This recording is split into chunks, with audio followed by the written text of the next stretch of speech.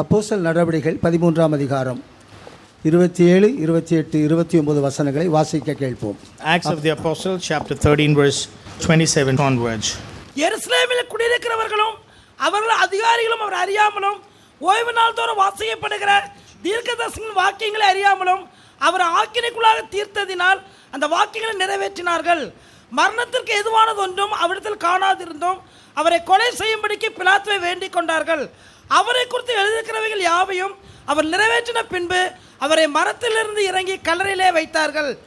எருசலேமில் குடியிருக்கக்கூடிய யூதர்களும் அதிகாரிகளும் அவரை அறியாது, ஓய்வு நாள் தோறும் வாசிக்கப்பட்ட தீர்க்க தரிசன வாக்கியங்களை அறியாது, அவரை ஆக்கினைக்குள்ளாக தீர்த்ததினால் அந்த வாக்கியங்களை நிறைவேற்றினார்கள்.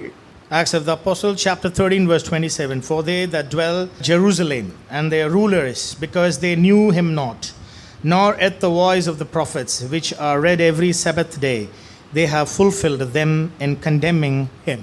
மரணத்துக்கு ஏதுவான குற்றம் அவரிடத்தில் இல்லாதிருந்தும் அவரை கொலை செய்ய வேண்டும் என்று பிலாத்துவை வேண்டிக் கொண்டார்கள். And they requested of Pilate that he should be slain, and though they found no cause of death in him. அவரை பற்றி சொல்லப்பட்ட வாக்கியங்கள் அனைத்தையும் அவர்களே நிறைவேற்றி முடித்த பின்பு சிலுவை மரத்திலிருந்து இறக்கி அடக்கம் செய்தார்கள். And when they had fulfilled all that was written of him, they took him down from the tree and laid him in a sepulchre. எருசலேமில் வாசம் பண்ணின யூதர்களும் அதிகாரிகளும் இயேசு கிறிஸ்துடைய மரணத்தை குறித்து தீர்க்கதரிசனத்தில் சொல்லப்பட்டவர்களை அவர்களே நிறைவேற்றினார்கள் என்பதை பவுல் தன்னுடைய முதலாவது பிரசங்கத்திலே அவர் பிரசங்கித்திருக்கிறார். Apostle Paul in his first sermon had clearly documented that the rulers and the princes of the land of Jerusalem, they themselves have condemned Jesus and have crucified him, fulfilling everything pertaining to him concerning the scriptures. அப்போஸ்தலனாகிய பவுலுடைய முதலாவது பிரசங்கம் அந்தியோகியா பட்டணத்தில் உள்ள இந்த ஜெப ஆலயத்திலே நடந்ததை இந்த அதிகாரத்திலே அப்போஸ்தலர் நடவடிக்கைகளிலே லூக்கா எழுதியிருக்கிறார். And Luke, the gospel writer and the Acts of the Apostle documenter, has clearly stated us that this is a preaching which Paul undertook in the city of Antioch in his mission journey. இந்த 13-14 அந்தியோகியா பட்டணத்திலே அவர்கள் சென்று அங்கே இருக்கக்கூடிய யூத ஜெப ஆலயத்திலே அவர்கள் அந்த ஆராதனையிலே போய் உட்கார்ந்தார்கள் என்று எழுதப்பட்டிருக்கிறது. Chapter 13, chapter 14, Paul and his companions, they had gone to the city of Antioch and they sat in the synagogues of the Jewish people, and there they began to teach and to interpret the scriptures with respect to Christ as their Messiah. வேத வாக்கிய தீர்க்கதரிசன புத்தகங்கள் வாசித்து முடித்த பின்பு அங்கே இருக்கக்கூடிய ஜெபாலய தலைவர்கள் பவுல் அங்கு வந்திருக்கிறதுனால ஜனங்களுக்கு நீங்கள் ஏதாவது புத்தி சொல்ல வேண்டுமென்றால் சொல்லலாம் என்று அவர்களுக்கு ஆள் அனுப்பினதாக எழுதப்பட்டிருக்கிறது. It is written after they had read the scriptures in the synagogues, they requested the men who came into their company that if they have any counsel, anything to share among the people, they can should do it, was a request of the leader of the synagogue. Pavul மகிழ்ச்சியோடு எழும்பி நின்று கைகளை அமர்த்தி அவருடைய style அவர் ஆபிரகாமிலிருந்து தொடர்ச்சியாக அந்த வரிசையாக அந்த போதனையை ஆபிரகாம் முற்பிதாவிலிருந்து ஆரம்பித்து அவர் தொடர்ச்சியாக அந்த பிரசங்கத்தை அவர் தொடர்ச்சியாக தொடருகிறார். And Paul waved his hand by way of signing them to be quiet, and he began the history right down from Abraham onwards. தொடர்ச்சியாக அங்கு எகிப்தை குறித்தும் அவர்கள் கானான் தேசத்துக்கு வந்ததை குறித்தும் நியாயாதிபதிகளுடைய காலங்களிலே 450 வருஷம் வாழ்ந்ததை குறித்தும் தொடர்ச்சி அந்த பிரசங்கத்திலே அவர் பிரசங்கிக்கிறார். Right down from Abraham to the fathers and to the Egyptian slavery to the 400 years of history, downward he comes with explaining them about what had happened to the patriarchs and to the fathers backward in history. கடைசி நியாயாதிபதியாக Samuel நாட்களில் தங்களுக்கு ராஜா வேண்டும் என்ற கலகமணியினாலே சவுலை ராஜாவாக ஏற்படுத்தினதாக அவர் பேசுகிறார். And he also spoke to them about the history of the kings after the judges, the Samuel the prophet. Afterward they desired a king, and God gave them unto Saul the son of Kish. This is how Paul is explaining them to them in the synagogue. சவுலை தள்ளி தாவீதை ராஜாவாக ஏற்படுத்தின இடத்தில்தான் அவருடைய குமாரன் இயேசு வருகிறார் என்பதை பவுல் அங்கு சுட்டிக்காட்டுகிறார். Verse 22, Paul referred that when he had removed him, which is Saul, He raised up unto them David as their king, and that is how Christ comes through Davidic descent as the Messiah, as their promised Savior. தனக்கு அந்த பிரசங்கம் கொடுக்கப்பட்டிருக்கிறதுனால மிகவும் கவனமாகவே அவர்களிடத்தில் சொல்லி அவர்களை ஆதாயப்படுத்த வேண்டும் என்ற இடத்துல இயேசு என்ற பெயரை அங்கு மிக கவனமாகவே அவர் அங்கு உபயோகப்படுத்தியிருக்கிறார் என்பதை நாம் காண முடியும். So we can find that he was very careful enough to present his sermon and about Jesus as Messiah with great care and concern as to the Jewish people mustn't be offended, but they should be subjected to the truth versus a deep concern to presenting them the gospel. இயேசு என்ற பெயரை அதிகமாக உச்சரிக்காதபடி ஆபிரகாமின் சந்ததியிலே அவர்கள் வளர்ந்ததினால முக்கியத்துவம் வாய்ந்த விஷயங்களை அவர்கள் விரும்பக்கூடிய இடத்திலே வார்த்தைகளை போட்டு அவர் பிரசங்கம் பண்ணுகிறதாக நாம் காணலாம். He did not randomly or shallowly use the term Jesus, but because they are well versed in the scriptures, Paul was very diplomatic and very technical in handling the truth about the Messiah Jesus, and he was careful enough to present it with great care of words. இயேசுவை தாவீதுக்கு எழும்ப பண்ணின இடத்திலே அவர் யோவான் ஸ்நானகனை அவர்கள் அதிகமாக விரும்பக்கூடிய இடத்துல அதோடு தொடர்ந்து யோவான் அதற்கு முன்பாக வந்து வழிகளை ஆயத்தப்படுத்தினார் என்பதை முக்கியப்படுத்தி எழுதுகிறார்.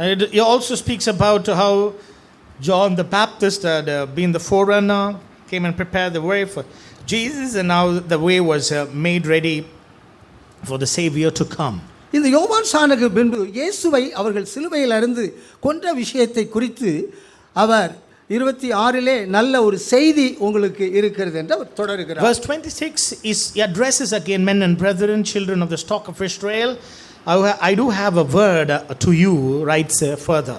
ஆபிரகாமின் சந்ததியே தேவனுக்கு பயந்தவர்களே என்று அவர்களை அப்ரிஷியேட் பண்ணி தன்னுடைய முக்கியத்துவமாகிய கிறிஸ்துவை அறிவிக்க வேண்டும் என்ற நிலையிலே அந்த பிரசங்கம் மிகவும் தெளிவாக அழகாக பேசப்படுகிறது. Chapter 13 verse 26, men and brethren, children of the stock of Abraham, and whoever among you feareth God. So he beautifully structures his words and presents with great care and great emphasis on their Messiah. எருசலேமில் குடியிருந்த ஜனங்கள் அதிகாரிகள் அவரை அறியாது, வாரந்தோறும் ஓய்வு நாள் தோறும் வாசிக்கக்கூடிய தீர்க்க தரிசன வாக்கியங்களையும் அறியாது அவரை ஆக்கினைக்குள்ளாக தீர்த்ததினாலே அந்த வேத வாக்கியங்களை அவர்கள் நிறைவேற்றினார்கள். He said, for they that dwell in Jerusalem and their rulers, because they knew not, nor at the voice of the prophets, which was read every Sabbath, which they knew not, is what he keeps emphasizing and says that, which was fulfilled to them concerning him. இயேசுவை ஆக்கினைக்குள்ளாக தீர்த்த இடத்திலே அவரை பற்றி சொல்லப்பட்ட அனைத்து தீர்க்க தரிசனங்கள் வாக்கியங்கள் அவர்கள் மூலமாக நிறைவேற்றப்பட்டது. And everything concerning Jesus Christ which was spoken about Jesus was fulfilled in him, says Paul.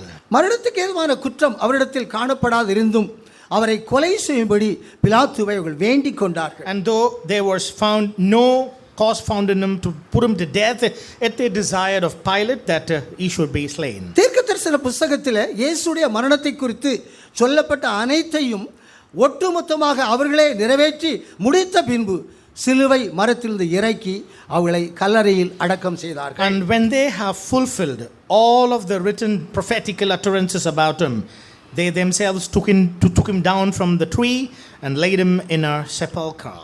இயேசுவை அவர்கள் சிலுவையில் அறைந்து கொன்றதன் 2 காரணங்களை பவுல் இந்த இடத்திலே முக்கியப்படுத்துகிறார். Apostle Paul brings to light 2 important reasons as to why the Jewish people had to crucify their Messiah. ஒன்று, யூத ஜனங்கள் அதிகாரிகள் அவரை அறியவில்லை என்பது ஒன்று, மற்றொன்று வாரந்தோறும் ஓய்வு நாள் தோறும் வாசிக்கக்கூடிய தீர்க்க தரிசன புத்தகங்களையும் அவர்கள் அறியவில்லை. 2 காரணம் தான் அவர்களை சிலுவையில் அறைந்து கொன்ற காரணம். 2 reasons in verse 27, the rulers that dwell in Jerusalem and the prophets which was read was not understood.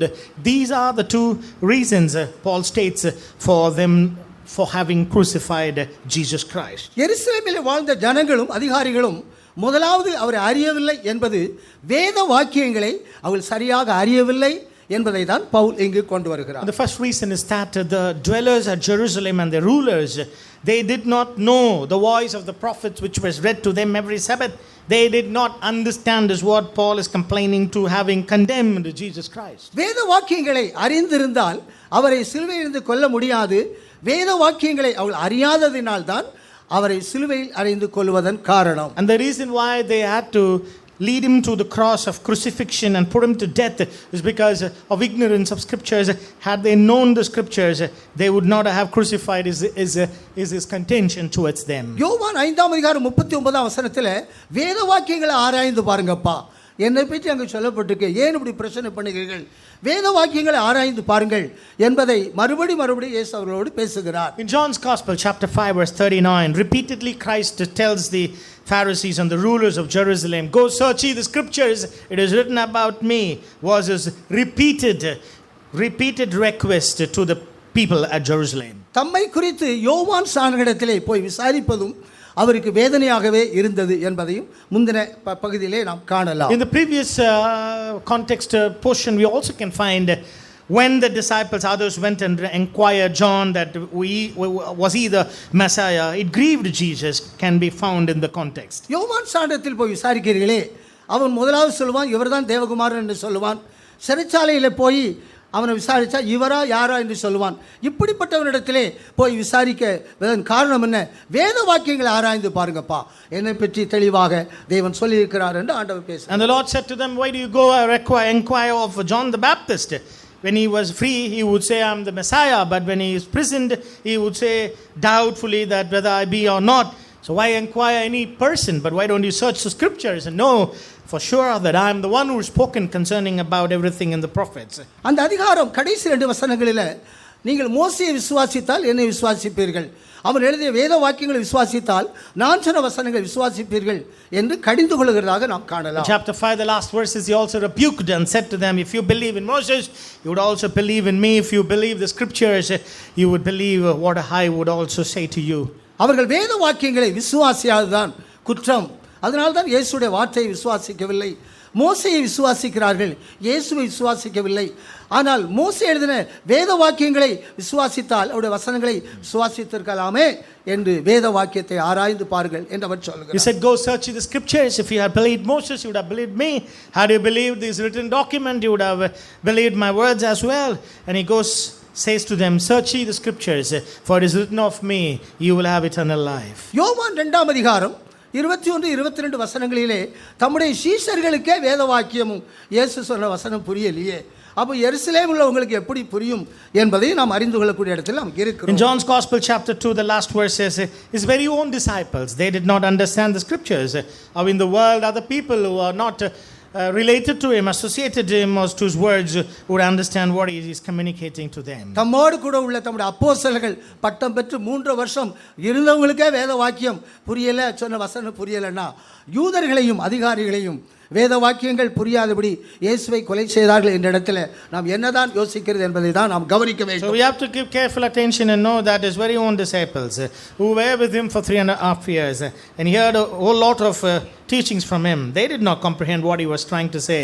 Then how would the rulers and the people of Jerusalem would ever comprehend what Christ is declaring to them? நாம் வேத வாக்கியங்களை ஆராய்ந்து பார்க்கக்கூடிய இடத்தில் இருக்க வேண்டும்.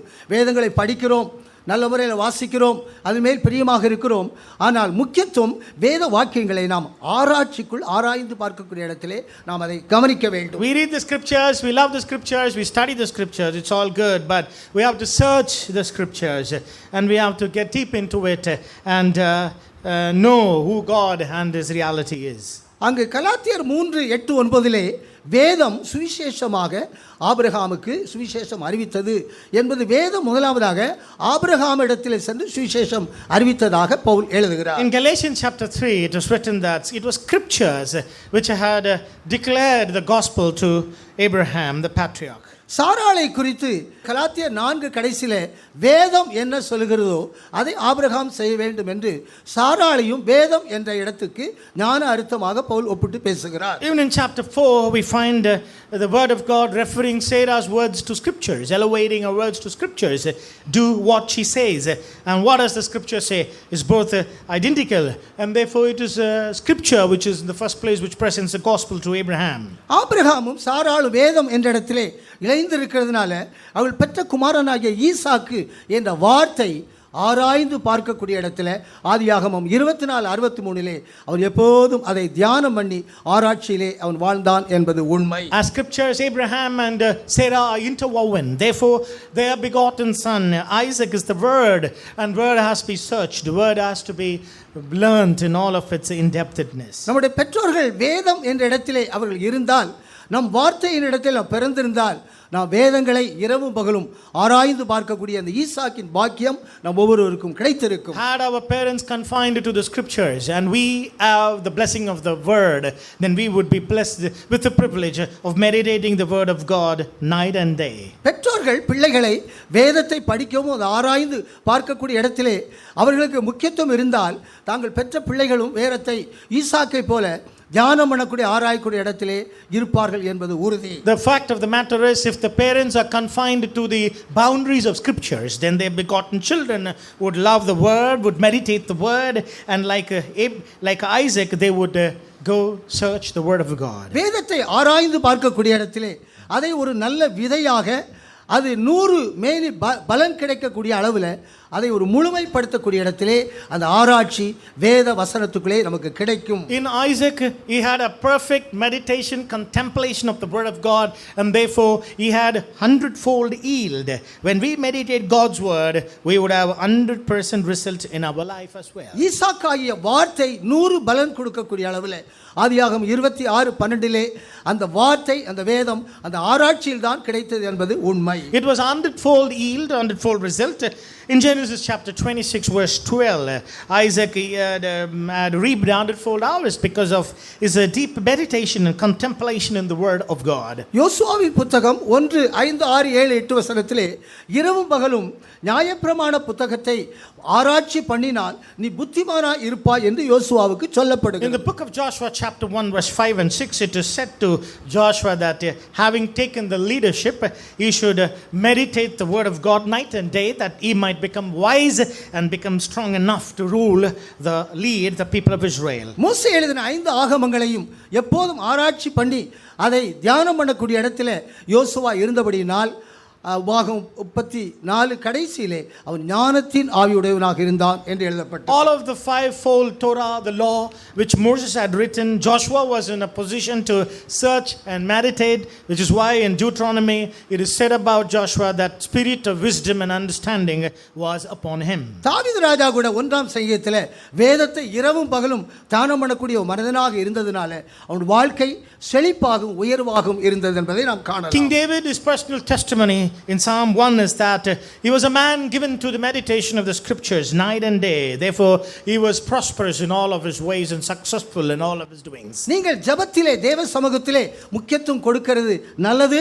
அதை காட்டிலும் வேதத்தை படித்து ஆராய்ந்து பார்ப்பதற்கு முக்கியத்துவம் கொடுங்கள். It is important that you pray, but more important is that you need to search and find the scriptures in your personal life. எனவே 1 கொரிந்தியர் 15ஆம் அதிகாரத்திலே வேத வாக்கியத்தின்படி அவருடைய மரணமும் வேத வாக்கியத்தின்படி அடக்கம் இருந்தது என்று பவுல் எழுதுகிறார். Therefore, in 1 Corinthians chapter 15, Paul had written clearly that the death, the burial and the resurrection of Christ was all according to the scriptures. இஸ்ரவேல் ஜனங்கள் வேதத்தை ஆராய்ச்சி பண்ணாத இடத்திலே இயேசுவை சிலுவையில் இருந்து கொல்வதற்கு அவர்கள் அறியாத இடத்திலே அவர்கள் இருந்தார்கள் என்பது அவர்கள் மேல் கொண்டு வரக்கூடிய முதலாவது குற்றச்சாட்டு. The allegation was against the people of Israel that the rulers of the people of Jerusalem did not know, because they did not understand the prophetical words which was read to them every Sabbath. இரண்டாவதாக ஓய்வு நாள் தோறும் அவர்கள் வாசிக்கக்கூடிய அந்த தீர்க்க தரிசன வாக்கியங்களையும் அவர்கள் அறியாது அவரை ஆக்கினைக்குள்ளாக தீர்த்தார்கள் என்று பவுல் பேசுகிறார். The second reason Paul gives in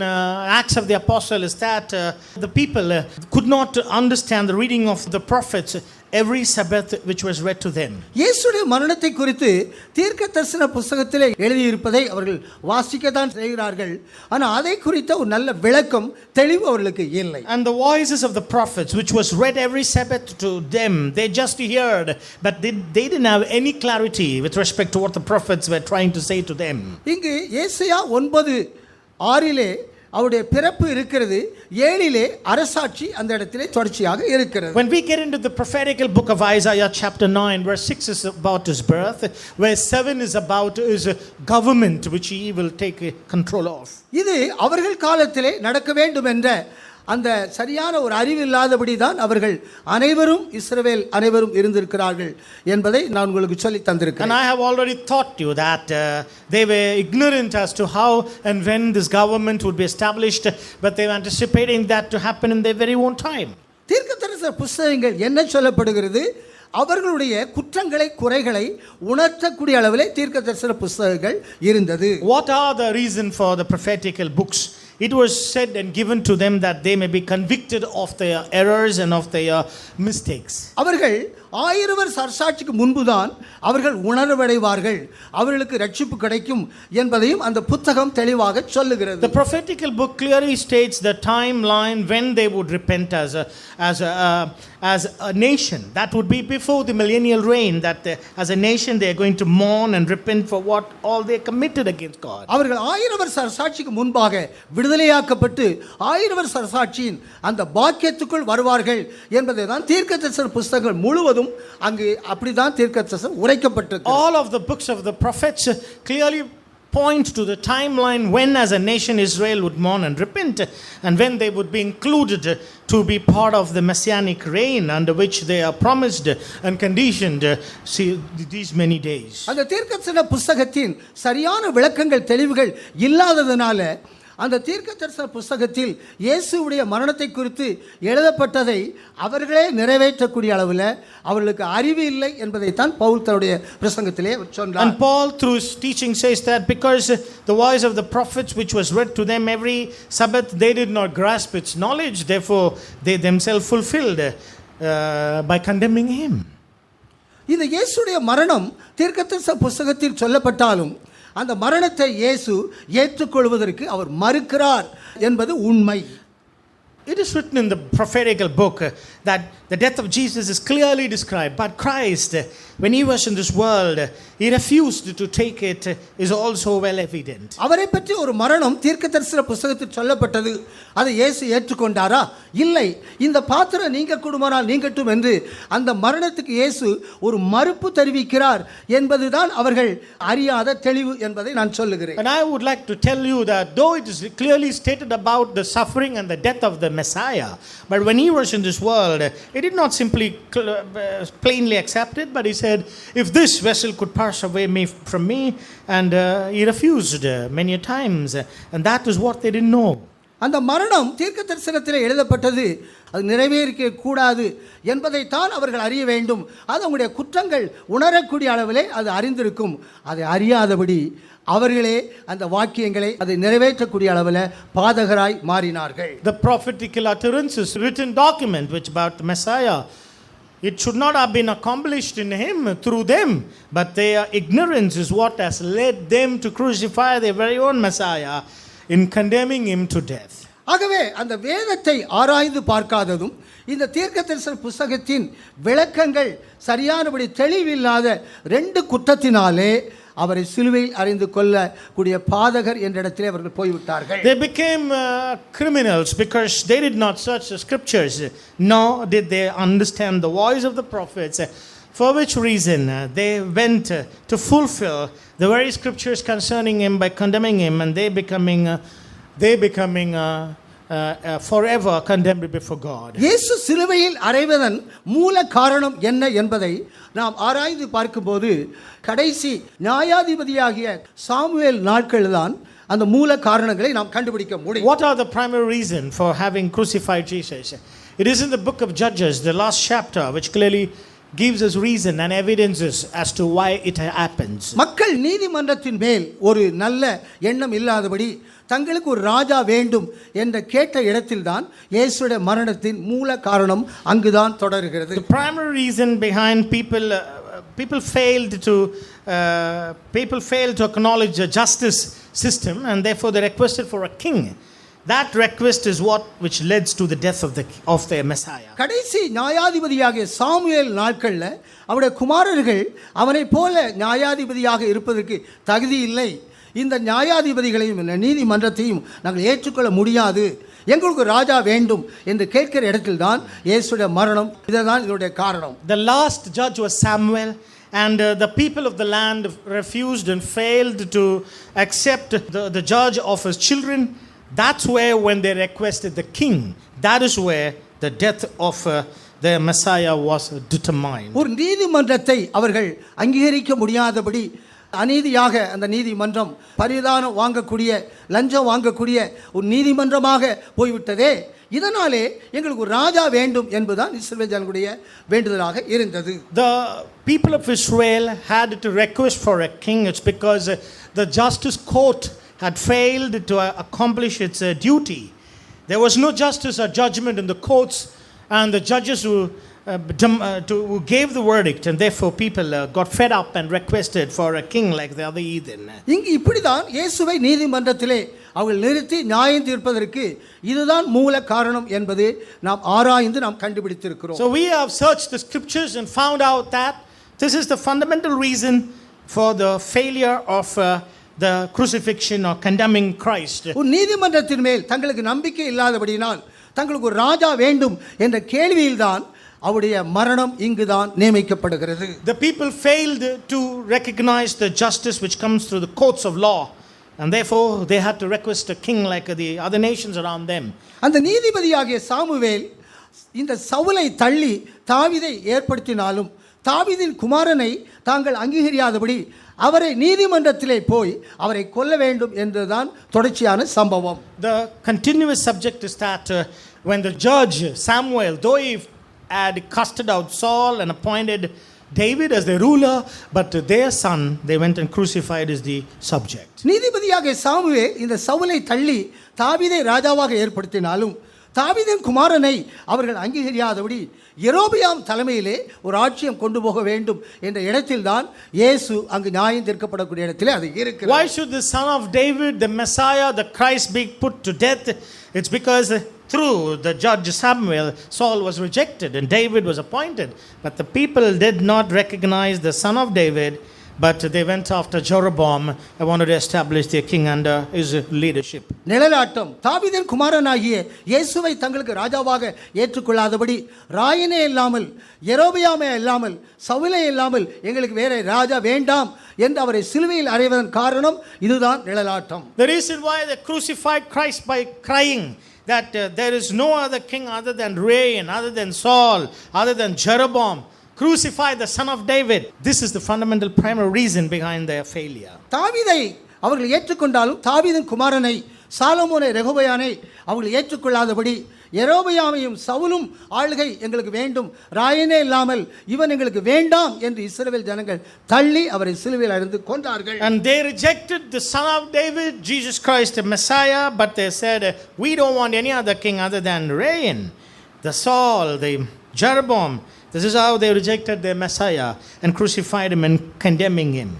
யோவான் 18 அதிகாரம் 29 அவரை சிலுவையில் அறைந்து கொண்டு போகும்போது இவரிடத்தில் என்ன குற்றம் இருக்கிறது என்னிடத்தில் கொண்டு வருகிறேன் என்று பிலாத்து கேட்கும்போது குற்றவாளி இல்லாதபடி நாங்கள் கொண்டு வருவோமா என்ற உரத்த சத்தத்திலே பேசுகிறார்கள். In chapter 18 of verse 29, Pilate went unto them and said to them, what accusation bring ye against this man? They answered and said unto him, if we were not a malefactor, would we have delivered him up unto thee? பிலாத்து நீங்களே உங்களை நியாயப்பிரமாணத்தின்படி அவரை நியாயம் தீர்த்துக் கொள்ளுங்கள் என்று சொன்னாலும் மரணத்துக்குள்ளான தீர்ப்பு நாங்கள் தீர்க்க முடியாது, ரோம அரசாங்கம் தான் தீர்க்க முடியும் என்று அவர்கள் சொல்லுகிறார்கள். Pilate said unto him, take ye him and judge them according to your law. The Jewish people therefore said unto him, it is not lawful for us to put any man to death, was their reply to the governor. இதற்கு பின்புதான் பிலாத்து இயேசுவிடத்திலே நீ ராஜாவா என்று கேட்கும்போது நீரா சொல்லுகிறீரா அவர்கள் சொல்லிக் கொடுத்தாரா என்று இயேசு கேள்வியை எழுப்புகிறார். Pilate entered into the judgment hall against and called Jesus and said unto him, art thou the king of the Jews? And Jesus answered him and said, sayest thou thee this thing of thyself, or did any other tell it to thee? பிலாத்து இயேசுவிடத்திலே நான் யூதனாப்பா, உன் ஜனமும் உன் ஆசாரியனும் என்னை உம்மிடத்தில் ஒப்புக் கொடுத்தால் நான் யூதன் அல்ல, நீ என்ன செய்தாய் என்று கேட்ட கேள்விக்கு தான் இயேசு மிக தெளிவாக எல்லாவற்றையும் பிலாத்திடத்திலே சொல்லிவிட்டார். Pilate answered and said unto him, am I a Jew? Thine own nation and the chief priest have delivered thee unto me. What have thou have done? For which Jesus Christ answered very clearly, to them. எதனாலே என்னை அவர்கள் கொண்டு வந்திருக்கிறார்கள்? எனக்கு ஆதரவாக முழு இஸ்ரவேல் கூட்டமும் எனக்கு இருக்கிறது. நான் அதை விரும்பவில்லை. அவர்கள் தவறாக எடுத்துக்கொண்டார்கள். என் ராஜ்யம் இந்த உலகத்துக்குரியதில்லை. இதுதான் என்னை சிலுவையில் அறைந்து கொள்வதற்கு காரணம் என்பதை பிலாத்துவோடு இயேசு தெளிவாக பேசிவிட்டார். Very clearly Jesus Christ explained Pilate and said, I do have the people to support, and that I have come that I may establish the kingdom of God, but my kingdom is not of this world, and neither that I want to rule here, and to this end I am born. And this is how he clearly stated and witnessed the truth to him. இயேசு அந்த மரணத்தை ஏற்றுக்கொள்ளாவிட்டாலும் பிதாவாகி தேவன் அந்த மரணத்தை ஏற்றுக்கொள்ள வேண்டும் என்று தம்முடைய சித்தம் என்று சொன்னதுனால, என் சித்தப்படி அல்ல உம்முடைய சித்தப்படியே ஆக கடவுள் என்று இயேசு தம்மை முற்றிலும் அந்த மரணத்துக்கு ஒப்பு கொடுத்து விட்டார். And because it was the will of the Father, Jesus Christ had completely submitted his will and said, not my will, let thy will be done. And he gave himself for the death. பிதாவாகி தேவனும் குமாரனாகிய தேவனும் பிலாத்துடைய மனைவியோடு பிதாவாகி தேவன் இடப்பட்டு இந்த நீதிமன்றத்துக்கு விரோதமாக, இந்த மரணத்துக்கு விரோதமாக அவர்கள் செயல்பட்டதாக வேதத்திலே நாம் காணலாம். It is also can be found from the word of God. God the Father intervened through the wife of Pilate, and through disturbance they came and they tried to stop his crucifixion. யோவான் 19:11 பிலாத்துவிடத்திலே என்னை உம்மிடத்தில் ஒப்பு கொடுத்தவனுக்கு அதிக ஆக்கினை உண்டு என்பது தம்முடைய மரணத்துக்கு அவர் எதிர்ப்பு கண்டனம் தெரிவித்ததாக நாம் காணலாம். In John's Gospel chapter 19 verse 11, he also said that, therefore he that delivered me unto thee hath the greater sin. And he, by stating this, he has expressed his dislike about his crucifixion. இயேசு எருசலேம் மக்களுக்கோ அந்த அதிகாரிகளுக்கோ தம்முடைய மரணத்துக்கு ஒரு கண்டனம், ஒரு எதிர்ப்பு தெரிவிக்காதபடி ஒரு நீதிமன்றத்தின் குடும்பத்துக்கு தம்முடைய எதிர்ப்பையும் கண்டனத்தையும் தெரிவித்திருக்கிறார். He didn't condemn the people or the state, but he had condemned the judgment and the governed rulers. He had raised his voice against the judgment and the rulers. ஆனால் அந்த நீதிமன்றம் அந்த எதிர்ப்பையும் அந்த கண்டனத்தையும் ஏற்றுக்கொள்ளாதபடி அநீதியாக அவர்கள் தீர்ப்பு அளித்தார்கள். But the judgment, the governors, the rulers, they did not accept his right case. Justice was denied to him. தேவரும் அவருடைய குமாரனும் இந்த நீதிமன்றத்துக்கு இந்த மரணத்துக்கு எதிர்ப்பும் கண்டனம் தெரிவித்தாலும் அதை அவர்கள் ஏற்றுக்கொள்ளக்கூடிய அளவில் பயந்து அவள் செய்தாலும் அது ஒரு நீதியான தீர்ப்பாக அவளை கொண்டு வராதபடி மக்களிடத்திலே பிரிய வைத்து அநீதியான தீர்ப்பை செய்தார்கள். He had the right cause. The presentation of justice was given to the court and to the rulers, but justice was denied, and it was taken away from him, and to please the mass, justice was denied to Christ. நீதிமன்றம் நீதியை பிரியப்படுத்தாதபடி மக்களை பிரியப்படுத்தி அரசியல் ஆதாயத்துக்காக இயேசுவை அநீதியான நியாய தீர்ப்புக்குள் கொண்டு போய் சிலுவையில் இருந்து கொன்றது. The justice and the judge had to please the mass, the people. The right cause of the judgment was denied to Christ in his humiliation, and they pleased the people. எனவே பிதாவாகிய தேவன் இயேசுவை எல்லா நியாய தீர்ப்புக்கு கொடுக்கக்கூடிய அதிகாரம் அவருக்கே கொடுத்தார் என்பது யோவான் 5:22 எழுதப்பட்டிருக்கிறது. John's Gospel chapter 5 verse 22. Therefore God the Father had given all authority and rule in the hands of the Messiah to judge anything and everything. ஒரு நீதிமன்றம் தங்களுக்கு நீதியை சரியாக செய்யாதபடி அநீதியை செய்ததனால அந்த நீதிமன்றத்தை அந்த மக்களையும் நியாயம் தீர்க்கக்கூடிய நியாய தீர்ப்பின் அதிகாரம் கர்த்தராகிய இயேசுவுக்கு பிதா கொடுத்தார் என்பதை யோவான் 5:22 எழுதப்பட்டது. John's Gospel chapter 5 verse 22. God the Father had bestowed all of the rule and authority and power into Christ Jesus, because in his humiliation his right cause was denied by the rulers and by the judge. Therefore he was attested with the greatest authority ever. இந்த உலக நீதிமன்றம் அநீதியான தீர்ப்பை கொண்டு வந்தாலும் இதற்கு மேலாக பரலோக நீதிமன்றம் கண்டிப்பாக அவர்கள் மேல் ஒரு நியாய தீர்ப்பை கொண்டு வரும் என்பது உண்மை உறுதி. The truth and the assurance is that the worldly government may deny and fail to give right judgment, but the heavenly court of God's judgment will definitely defend and prove his children. எனவே அப்போஸ்தலனாகிய பவுல் 1 கொரிந்தியர் 4:4 என்னிடத்தில் ஒரு குற்றத்தையும் காணேன் என்பது எனக்கு இருந்தாலும் எனக்கு மேலாக ஒரு நீதிபதி நியாயமன்றம் இருக்கிறது, என்னை விசாரிக்கக்கூடிய தேவன் இருக்கிறார் என்ற ஒரு பயபக்திக்குள்ளே தன்னுடைய வாழ்க்கையை ஒப்புக் கொடுக்கிறார். And therefore Apostle Paul commits his life to great fear and to great godliness, He says in 1 Corinthians 4:4, I find no fault in me. It's not I who judge my life. I have a judge above me.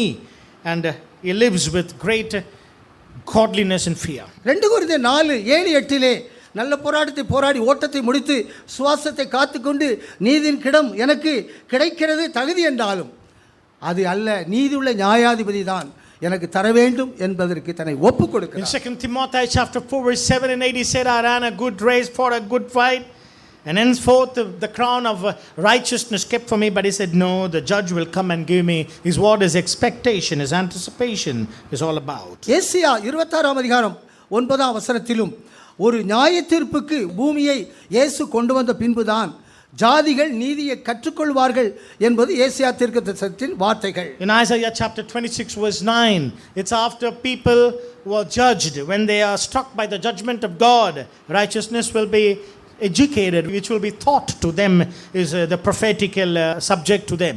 நீதியை எப்படி கற்றுக்கொள்ள முடியும்? இயேசுவுடைய நியாய தீர்ப்புக்கு பின்புதான் புறஜாதிகள் நீதியை கற்றுக்கொள்வார்கள் என்று ஏசியா எழுதுகிறார். Isaiah in his chapter 26 verse 9 clearly states, when will people learn righteousness, to do righteousness?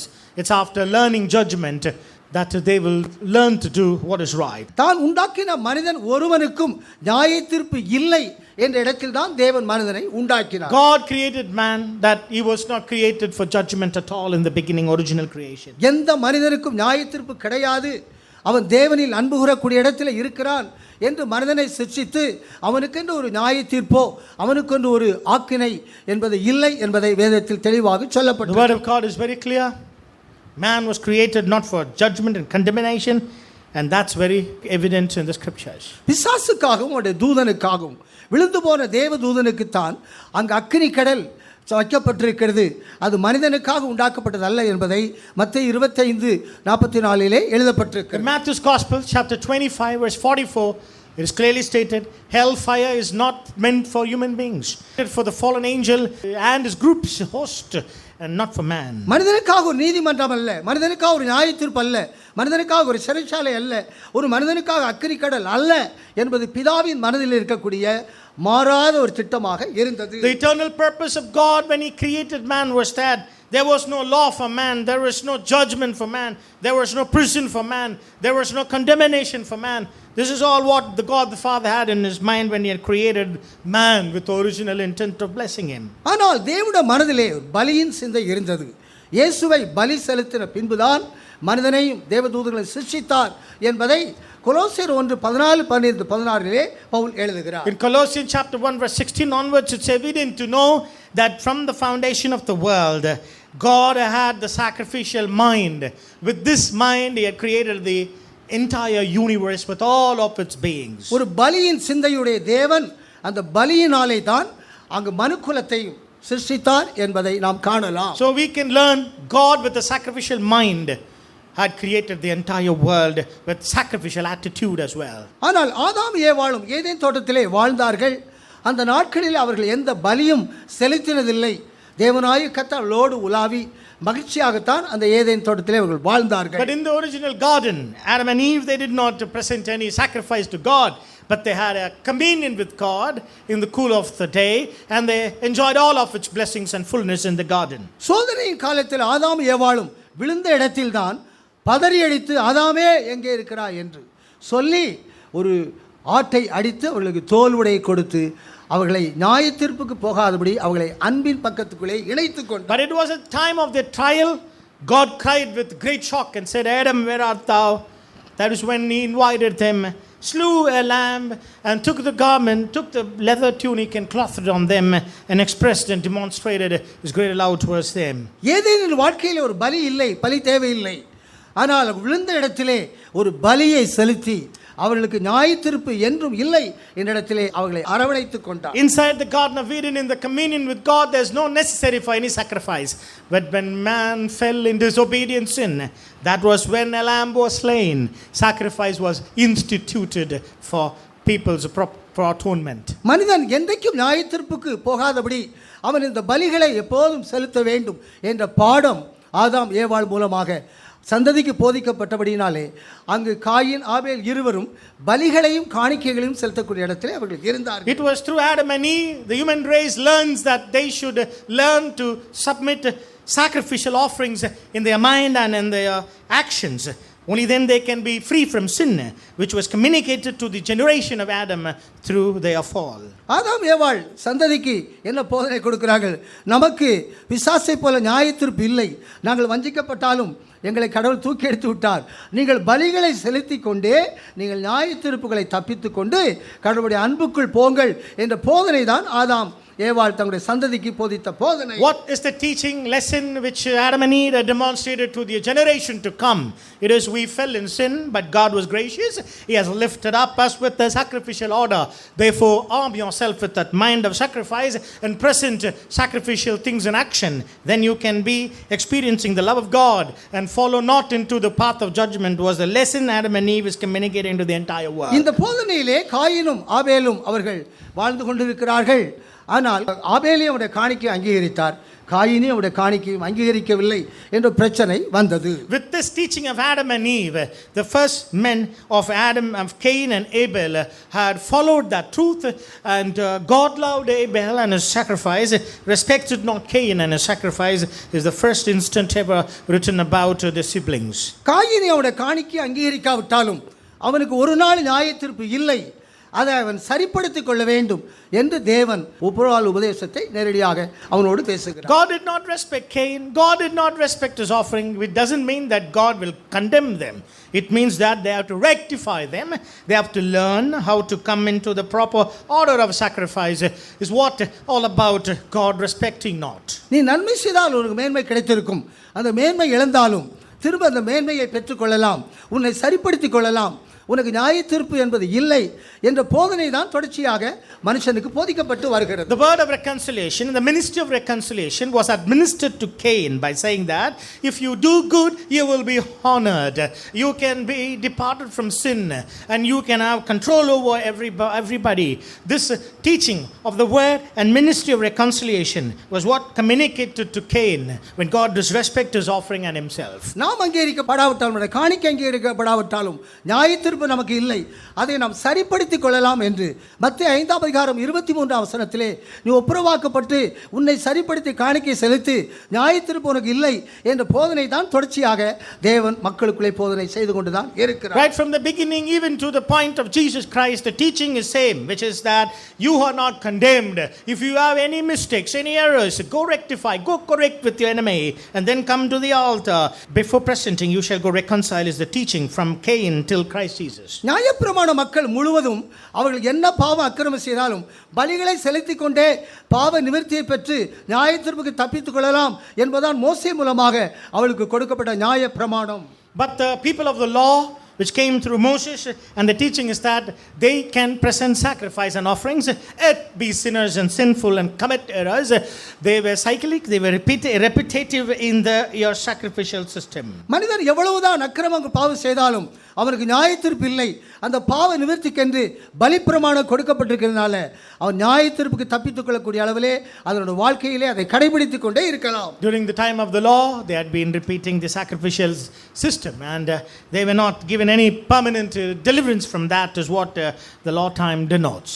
இந்த காயின் ஒரு ஆள் கொலை செய்யப்பட்டால் உடைய சந்ததியார் நியாயத்தீர்ப்புக்கு போனாலும் இங்கு ஜலப்பிரளயத்திலே அனைவரையும் நியாயத்தீர்ப்புகள் கொண்டு வந்து ஒரு நோவா குடும்பம் மாத்திரம் தப்பித்துக் கொண்டது, மற்ற அனைவரும் நியாயத்தீர்ப்புக்கு போனார்களே, ஏன் மனிதனை உண்டாக்கினேன் என்பதுதான் தேவனின் வேதனையாக இருந்தது. One man, Cain's sin, which followed after their generation.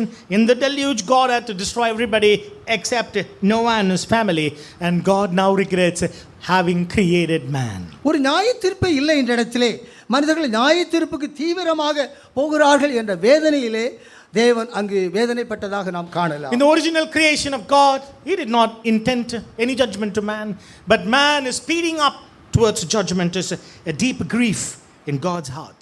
எனவே நோவா பேழையிலிருந்து இறங்கி வந்த பின்பு அவன் பலி செலுத்தின உடனே சுகந்த வாசனையாக முகர்ந்து இனி நான் இப்படி மனிதனை அழிக்க மாட்டேன், நியாயம் தீர்க்க மாட்டேன் என்று தன் உள்ளத்திலே சொன்னதாக ஆதியாகமம் 8 கடைசி 2 வசனத்திலே எழுதப்பட்டிருக்கு. In Genesis chapter 8, last few verses, once Noah came out of the ark and presented the sacrifice as a fragrant, sweet smelling aroma to the Lord, he, having observed it, declared, I would not wipe out man forever, but I would save him, was his declaration. தொடர்ச்சியாக இந்த பலிகளை ஆபிரகாமின் சந்ததியார் செலுத்தி அவள் நியாயத்தீர்ப்புக்கு தப்பிக்கொள்ளக்கூடிய இடத்திலே அந்த பலிகள் தொடர்ச்சியாக நடந்து கொண்டு இருந்தது. Inside the generation of Abraham, there was a continuous and repeated sacrificial order, and people offered sacrifice, and they were escaping judgment from God.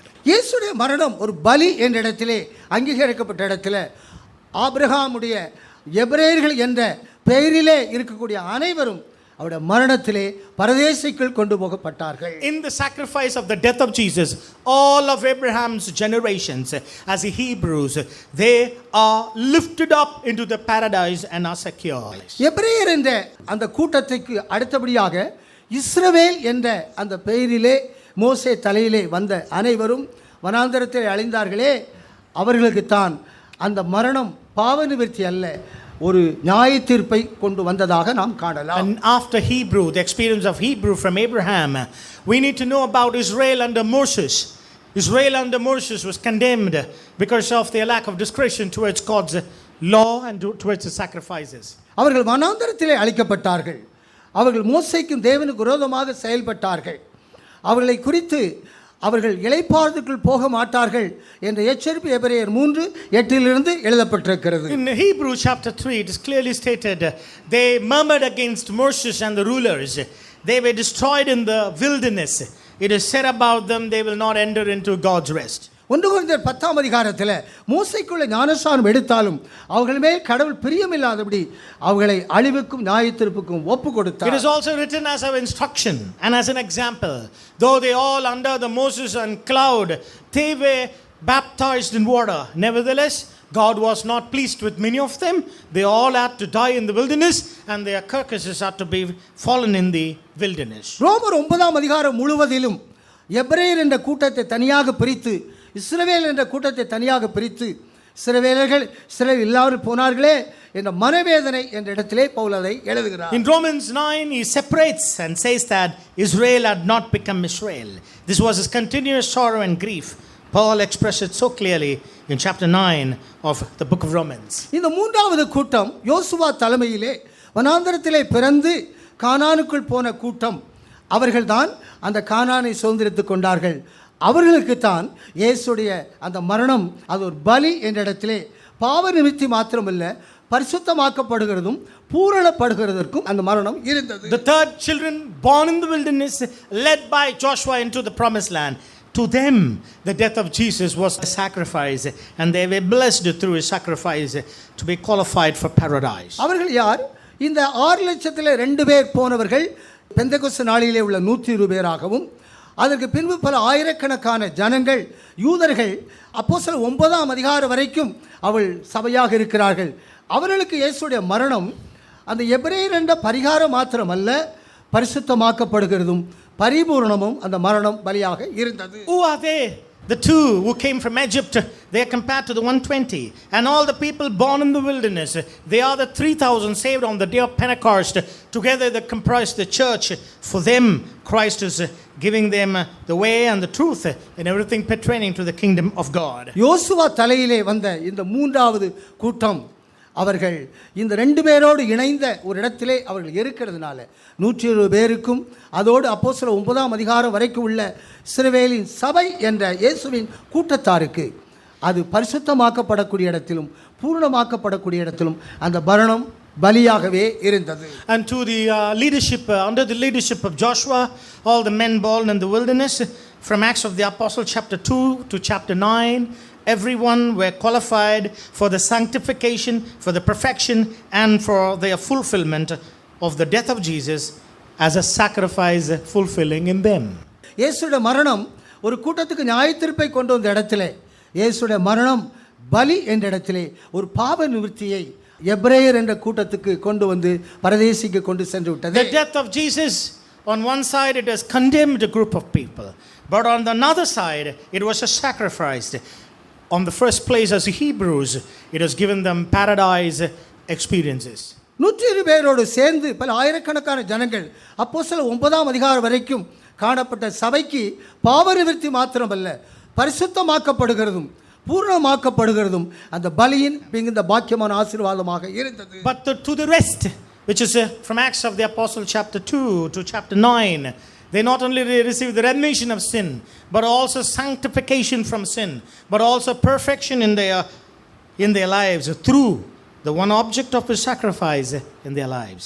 எபிரேயர் 10ஆம் அதிகாரம் முதல் 4 வசனத்திலே எபிரேயர் என்ற கூட்டத்துக்கு பாவ நிவர்த்தியை மாத்திரம் கொண்டு வரக்கூடிய ஒரு பலியாக இயேசுவுடைய மரணம் இருந்தது. Hebrews chapter 10 first 4 verses, the death of Jesus Christ just brought remission of sin to the children of Abraham. ஆனால் 120 பேருக்கும் தொடர்ந்து 9ஆம் அதிகாரத்து மேல் உள்ள யூதர்கள் இஸ்ரவேலர்களுக்கு அந்த எபிரேயர் 10:10 10:14 பரிசுத்தமாக்கப்பட்ட ஒரு பலியாகவும் பூரணமாக்கக்கூடிய பலியாகவும் அவர்களுக்கு அது ஆசீர்வாதமாக இருந்தது. But to the rest, from Acts of the Apostle chapter 2 to verse 9, this is not only a remission of sin, but according to Hebrew chapter 10:10 and 10:14, this is a sanctification and perfection through one object of the sacrifice. 10ஆம் அதிகாரத்தில் புரஜாதியாக கொர்நேலியுவை யூதர்களோடு இணைத்த இடத்திலே புரஜாலே நமக்கும் இயேசுடைய மரணம் ஒரு பாவ நிவர்த்திக்கும் ஒரு பரிசுத்தமாக்கப்படுவதற்கும் ஒரு பூரணத்தை கொண்டு வருவதற்கும் அந்த மரணம் ஒரு பலியாகவே இருக்கிறது. Acts of the Apostle chapter 10 is Cornelio the Gentiles' case of this acceptance. By that we know we have the remission of sin, sanctification from sin, and perfection by one sacrifice in our lives. எனவே இஸ்ரவேல் ஜனங்களுக்கு யூதர்களுக்கு மாத்திரம் அந்த பலி ஒரு பரிசுத்தமாக்கப்படக்கூடிய பூரணமாக்கக்கூடிய பலியாக மாத்திரம் இராதபடி புரஜாலிய நமக்கும் ஒரு பரிசுத்தமாக்கப்படக்கூடிய பலியாக ஒரு பூரணமாக்கக்கூடிய பலியாக இயேசுடைய மரணம் நமக்கு இருக்கிறது. Therefore the death of Jesus is murdering judgment to us, but this is a sacrifice by which we Gentiles have received remission of sins, sanctification of sins, and perfection through one sacrifice. இயேசுடைய மரணம் இந்த நாளிலே நமக்கு ஒரு பரிசுத்தமாக்கப்பட்ட பலியாக ஒரு பூரணமாக்கப்பட்ட பலியாக இருக்கிறது. அதற்கு நம்மை ஒப்புக்கொடுப்போம். To us Gentiles, the death of Jesus is a sacrifice, remission of sin to the one sacrifice, sanctification by the one sacrifice, perfection through the one sacrifice. இயேசுடைய மரணம் என்பது பிதாவினால் பலியாக்கப்பட்ட அந்த பலியின் அனுபவத்திலே அந்த மரணம் இல்லாவிட்டாலும் பிதாவுடைய சித்தத்துக்கு இயேசு ஒப்பு கொடுத்ததினால அந்த சித்தத்தின்படி அந்த மரணத்தை அவர் மனப்பூர்வமாக ருசி பார்த்ததினாலே நாம் பரிசுத்தமாக்கப்படக்கூடிய இடத்திலும் பூர்ணமாக்கப்படக்கூடிய இடத்திலும் நாம் இருக்கிறோம். Because Christ having accepted the death of the crucifixion, we are given the privilege of remission of sin, sanctification and perfection by the one sacrifice of Jesus. இயேசுடைய மரணத்தை குறித்த நல்ல விளக்கங்களை பவுல் முதல் பிரசங்கத்திலே நமக்கு 27, 28, 29 வசனங்களே நமக்கு தெளிவாக அந்த போதனையிலே அவர் சொன்னது நமக்கு பிரயோஜனமாக இருக்கிறது. We are blessed from hearing from Apostle Paul from the first sermon of his verse 27 onwards with respect to the death of Jesus Christ. தம்மை பற்றி சொல்லப்பட்ட அந்த மரணத்தை அவர் ஏற்றுக்கொள்ளாதபடி அதை விரும்பாதபடி இது என்னை விட்டு நீங்கட்டும் என்ற இடத்திலே அவர் கெத்செமனே தோட்டத்திலே இயேசு ஜெபம் பண்ணினார். In the garden of Gethsemane, Jesus Christ prayed loudly and said, if this could pass away from me, let it be. He did not accept the death which was declared upon him. இயேசுடைய கொடூரமான மரணம் நம்முடைய பாவ நிவர்த்தியை உண்டாக்கக்கூடிய அளவில் பரிசுத்தமாகுதலை கொண்டு வரக்கூடிய அளவிலே ஒரு பரிபூரணத்தை கொண்டு வரக்கூடிய அளவிலே ஒரு பலியாகவே நமக்கு வெளிப்பட்டிருக்கிறது. The gruesome death and suffering of Christ Jesus is a sacrifice to every individual here, because this sacrifice brings remission of sins, brings sanctification and perfection through that one sacrifice. ஒரு பலிகளையே ஒரு செலுத்தி வந்த அவர்களுக்கு இயேசுடைய கொடூரமான மரணம் ஒரு பாவ நிவர்த்திக்குள் கொண்டு வந்து பரதீசுக்குள் கொண்டு போய்விட்டதே. All through their life under the Mosaic religion they have been sacrificing animals and goats, but now the one gruesome death and sacrifice of Jesus has brought them remission and perfection and sanctification, led them into glory. ஒரு மெய்யான பலியாக அவர் நமக்கு வெளிப்பட்டிருக்கிறார். அது ஒரு கொடூர மரணமாக இருந்தாலும் அது பலியாக நமக்கு ஒப்பு கொடுக்கப்பட்டதுனால அவர்களை காட்டிலும் மேலான ஒரு பாக்கியத்துக்கு நாம் பெற்றுக்கொள்ளக்கூடிய தகுதியை இந்த பலியிலே நாம் அடைந்து கொள்ள வேண்டும். Though it's a very gruesome death and suffering, nevertheless it is a death which has brought so much of benefit and blessings to us. In that it's a remission of sin and perfection and sanctification in our lives. எபேசியர் 5:1 இயேசு தம்மை காணிக்கையாக பலியாகும் ஒப்பு கொடுத்த அன்பு கூர்ந்தது போல நாம் அனைவரும் அன்பிலே நடந்து கொள்ள வேண்டும் என்ற போதனையை புரஜாதிகளுக்கு பவுல் எழுதுகிறார். And therefore in Ephesians chapter 5 verse 1, Paul is exhorting to the church of the Gentiles. Because Christ loved us and gave himself as offering and a sacrifice, he bids the people to walk in love. காணிக்கை என்பது உயிரற்ற ஒரு பொருள், பலி என்பது உயிருள்ள ஒரு பொருள். ஒரு உயிரற்ற ஒரு பொருள் நாம் கொடுக்கும்போது ஒரு உயிருள்ள பொருளையும் கொடுக்கக்கூடிய இடத்திலே நாம் அன்பு கூறக்கூடிய இடத்திலே நாம் இணைகிறோம். He writes, Christ offered himself as an offering and sacrifice. Offering has no life, but sacrifice has life. And therefore when we give offering, we also attest life into that offering. ஆபேல் ஆண்டவருக்கு பலியை செலுத்தினாலும் அவன் பலியாக்கப்படக்கூடிய இடத்திலே அதை மன்னிக்கக்கூடிய இடத்தில் இல்லாதபடி பழி வாங்கக்கூடிய இடத்திலே அவருடைய இரத்தத்தின் சத்தம் இருந்தது என்று தேவன் சொல்லுகிறார். Abel offered sacrifice to Christ, but when he was made murdered, he didn't display the sacrificial mind, but he was crying vengeance and avengement. ஒரு உயிருள்ள பொருளை பலியை செலுத்தின ஆபிரகாமின் சந்ததியார் தங்களை பலியாக செலுத்தக்கூடிய இடத்துல இல்லாததுனால பாவ நிவர்த்தி மாத்திரம் கிடைத்தது, பரிசுத்தமாகுதலும் பூரணமும் அவளுக்கு கிடைக்காமல் போய்விட்டது. Abraham's descent, because they were just giving offerings and never came forward to give sacrifice of their lives, which is the reason why they just got remission of sins and not to other blessings of sanctification and perfection. இயேசு மனப்பூர்வமாக நமக்காக பலியாக்கப்பட்டிருக்கிறபடினாலே நாம் நம்மை மனப்பூர்வமாக ஜீவ பலியாக ஒப்பு கொடுக்கும்போதுதான் ஒரு பரிசுத்தமாகுதலும் பரிபூர்ணமும் நமக்கு கிடைக்கக்கூடிய இடத்தில் அது இருக்கிறது. Because Christ offered himself voluntarily, willingly, as a sacrifice and as an offering. In this voluntary willingness, we will receive the other two blessings of perfection and sanctification. எப்படி நாம் பரிசுத்தமாக்கப்பட முடியும், எப்படி அந்த பரிபூரணத்தை பெற்றுக்கொள்ள முடியும்? ரோமர் 12 முதல் 2 வசனத்திலே நம்முடைய சரீரங்களை ஜீவ பலியாக ஒப்பு கொடுக்கும் போது நம்முடைய நன்மை பிரியமான பரிபூர்ணமான சித்தத்தில் நம் மனம் புதிதாக்கப்பட்டு தான் நம்முடைய சரீரத்திலே மறுரூபத்தை நாம் அடைந்து கொள்ள முடியும். How then can we be sanctified and perfected? The formula is in Romans chapter 1 verse 1 and 12 verse 1 and 2, which says that we have to offer up our body as a living sacrifice.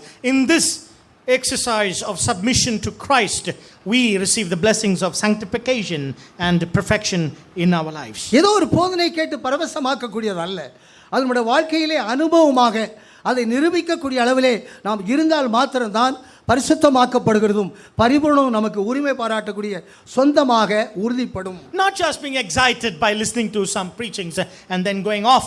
No, it's not that way. We have to offer up our body as a living sacrifice so that we be connected with this blessing of a sacrifice and receive the portion of sanctification and perfection. ஆதி அப்போஸ்தலருடைய பிரசங்கங்கள் அனைத்தும் அவர்கள் உரிமை பாராட்டக்கூடிய அளவில் தங்களுடைய வாழ்க்கையை நிரூபித்து காட்டக்கூடிய அளவிலே அந்த பிரசங்கங்கள் அனைத்தும் ஜீவனுள்ளதாக அது இருந்தது. The first apostolic teaching was all with life, with vigor. It's because they claimed it to them as a personal experience and preached it. Therefore, they were able to demonstrate the truth in life. இன்றைக்கு பரவசம் ஊட்டக்கூடிய பெந்தகோஸ்தே ஆட்கள் நிறைய இருக்கிறார்கள், அது நமக்கு வேண்டாம். நமக்கு ஆதி அப்போஸ்தலர்கள் தங்களுடைய வாழ்க்கையிலே அந்த பலியினாலே பரிசுத்தமாக்கப்பட்டு பூரணத்தை பெற்றுக்கொண்ட அந்த பவுல் போன்றவர்களுடைய பிரசங்கம் நம்மளுக்கு ஒரு முழுமையை கொண்டு வரக்கூடிய ஆசீர்வாதத்தின் வாக்குத்தத்தமாய் இருக்கிறது. Today Pentecostal word is all about entertainment and excitement and playfulness, but we need preachers like Paul who had that seriousness and sincerity to communicate God's word with passion and life, and such will bring transformation into our life through the truth. That's what we need necessary these days. இயேசுவை நாம் சிலுவையில் அறையக்கூடிய இடத்தில் இல்லை, அந்த பலி நமக்கு பரிசுத்தமாக்கப்படக்கூடிய இடத்திலும் முழுமையை தரக்கூடிய ஒரு பலியாக அது இருக்கிறது. It's not that we crucify Christ fresh again, but the death of Jesus gives us perfection, wholeness, with the blessing of remission, sanctification and perfection in our lives. அவருடைய சரீரம் ஒரே தடவை பலியாக்கப்பட்டதினாலே அந்த சித்தத்தினாலே நாம் பரிசுத்தமாக்கப்படுவோம். Having by offering us one sacrifice by which will we are sanctified and perfected. பரிசுத்தமாக்கப்பட்டவர்கள் பரிபூர்ணமாக்கப்படுவது நிச்சயம் உறுதி என்ற வாக்குத்தத்தத்துக்கு ஒப்பு கொடுப்போம். Let's all give in to the promise. Them those who are sanctified shall be perfected by the one sacrifice. இயேசுவின் மரணம் ஒரு பாவ நிவர்த்திக்கு மாத்திரமல்ல, பரிசுத்தமாக்கப்படுவது மாத்திரமல்ல, ஒரு முழுமையின் வாக்குத்தத்தத்தை தரக்கூடிய மரணமாக விளங்குகிறது. The death of Jesus is not just for remission of sins. It is for sanctification by one will and perfection by that sanctification. அவருடைய மரணத்தின் முழுமையான ஆசீர்வாதத்தை அடைந்து கொள்வோம். The full blessing of the death of Jesus, let us all receive it சரீரத்தை நாம் ஜீவ பலியாக ஒப்பு கொடுப்போம். Let us all commit our life as a living sacrifice. அவருடைய மரணத்தின் ஆசீர்வாதம் நம்முடைய தலையில் வந்து இறங்கட்டும். Let the blessing of the death of Jesus come upon your heads. அந்த பலியின் முழுமை நம்முடைய தலையில் வந்து இறங்குவதாக. The fullness of the blessing of the death of Jesus, let it come upon and rest in your heads. ஒருவரும் நியாயத்தீர்ப்புக்கு குறிக்கப்பட்டவர்கள் அல்ல. None of us are appointed for judgment here. அனைவரும் தேவனிலே அன்பு கூறப்படக்கூடிய இடத்திலே இருக்கிறார்கள். We are all beloved of God, accepted in the beloved. அன்பினால் நிரப்பப்படுவோம். Therefore be filled in with the love of God. Be filled in with the love of அபிஷேகத்தினால் நிரப்பப்படுவோம். God. Be filled in with the anointing of God. ஆசீர்வாதத்தினாலே Be நிரப்பப்படுவோம். filled in with the blessings of God. பாத்திரங்கள் நிரம்பி வழியட்டும். Let your vessel overflow.